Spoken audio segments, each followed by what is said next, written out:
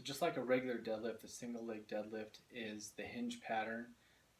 Obviously the only difference is that rather than having both feet planted and engaging in our hinge, we're simply just taking one leg out of the equation and bringing it up to be in line with our body. That being said though, the actual hinge pattern is going to look exactly the same. So here's it from the side. Standard hinge, 2 feet. Hinge, single leg.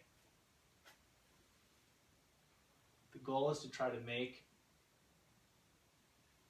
both feel relatively the same as far as the action, the ankles and the knees. As you push back the non-working leg, you're going to try to, the higher you bring it up off the ground, more challenging the variation is going to be. However, as we come up, what we don't want to see is start to rotate and open up and pop the glute up. So we want the hips level throughout the entire movement. Front knee bending,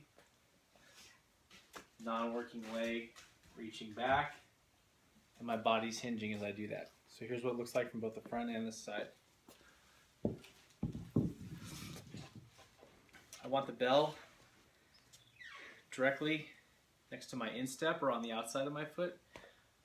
That's a way of making it more challenging. So the easiest variation is if I use my opposite hand of my planted foot. I hinge back, shoulders are level. We don't want to see reaching down here. We don't want to see any sort of rotation of the shoulders. We want them even. So I hinge down, push back. I'm fixating my eyes on a focal point.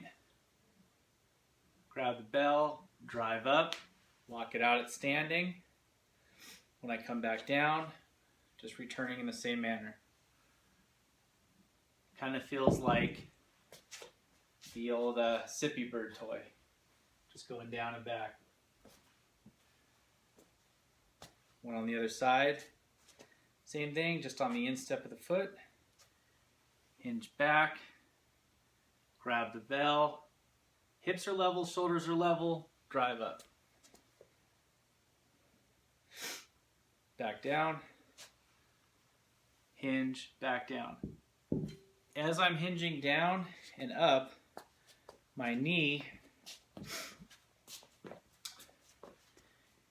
is tracking relatively over my third toe, keeping this works best for most people. Some people may have to go a toe or so over in either direction, depending on the knee anatomy and the hip. However, what I don't want to see is if I think about having both of my feet planted, if I hinge and my knees are going out over my big toe, if I was doing a regular deadlift, I'd end up with this. I'd end up having kind of a bow-legged position, much weaker than having the knees turned out properly and tracking the foot. So if I'm aiming over my third toe with my kneecap, it helps to kind of keep that alignment. Okay, so it looks like from the side.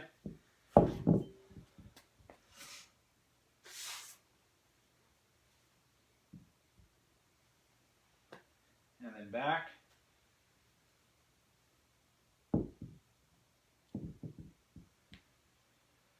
One more point on this, so that the easiest version, like I said, is whichever foot is planted, the bell is inside the instep of the foot, and I'm using my opposite hand to reach down and grab it.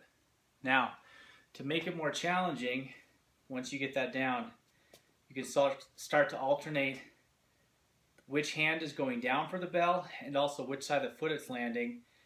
And then when you return the bell to the ground, you can start to switch things up. So for example, I might go down. Normally speaking, if you're using the same arm and the same leg and going inside, it requires a lot more stabilization and a different pattern. This is all different patterning, so this one's going to be more challenging. Up. Now when I return the bell, I can switch positions, put it down either on the instep of the other foot or on the outside, etc. So that's just a way to make it, again, once the regular version of the bell on the instep, opposite arm, once that becomes less challenging, obviously you can always make it heavier. Or you can also, for various reasons, find which position, which arm, which leg, inside, outside of the foot. Going inside the instep is very hard. all those positions are working on different anatomy trains or fascial lines. So play around, find one that's pretty challenging, but you can still complete the rep, but you really have to focus. And then you're going to have a lot of carryover. If you do decide to go heavier with it over time, when you go back to just the original version, you're going to see a lot greater carryover in your strength.